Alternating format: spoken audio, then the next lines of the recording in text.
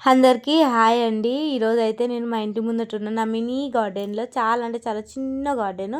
దాంట్లో అయితే ఉల్లాకు హార్వెస్ట్ చేయబోతున్నాను. ఇవి అయితే నేను ఆనియన్స్ తీసుకున్నా. వాటన్నిటికి మొలకలొచ్చాయి.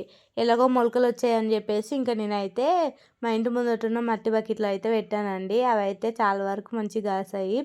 ఇంకా మా ఆయన ఉండి అవన్నీ ఎండిపోతున్నాయి, అయినంత వరకు కట్ చేయని చెప్పేస్తే అవైతే కట్ చేసా. ఏవో కొన్నే ఉన్నాయి అనుకున్నా, కానీ ప్లేట్ నిండిందండి వాటితోనైతే. ఈరోజైతే వాటితోనే నేనైతే కర్రీ చేయబోతున్నాను. ఆ కర్రీకి కావాల్సిన పదార్థాలు అయితే 2 ఆనియన్స్, 2 టమాటో అండ్ ఈ ఉల్లాకండి. దీంట్లో మనం ఎగ్ కూడా వేస్తాము. నాకైతే చాలా ఇష్టం ఇట్లా వేయడము. ఫస్ట్ అయితే ఒక ప్యాన్ పెట్టి దాంట్లో ఆయిల్ వేసి కొన్ని తాలింపు గింజలు వేసేసిన తర్వాత ఆనియన్, టమాటా వేయాలి. ఇవి మంచిగా మగ్గాలంటే కొంచెం మూత పెట్టాలి ఒకసారి కలిపి. దాన్ని మంచిగా కలిపేసిన తర్వాత మూత పెడతాం కదండి. మూత పెట్టే ముందే కొంచెం కరివేపాకు వేసుకోవాలి. నేనైతే ఎప్పుడు తాలింపులు కూరగాయలు వేసిన తర్వాతే కరివేపాకు వేసిన తర్వాత అయితే మళ్ళీ ఒకసారి కలిపి మళ్ళీ మూత పెట్టుకోవాలి.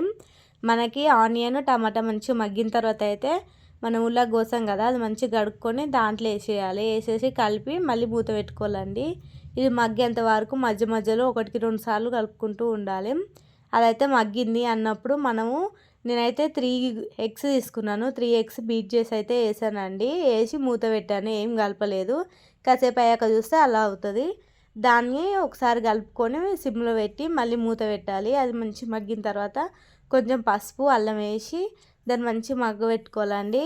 లాస్ట్ అండ్ ఫైనల్ ఇలా మగ్గుతుంది. దీంట్లో కొంచెం కారం, సాల్ట్ వేసుకోవాలి. నేనైతే వాటర్ వేసుకోవట్లేదు, ఫ్రై చేసుకుంటున్నాం.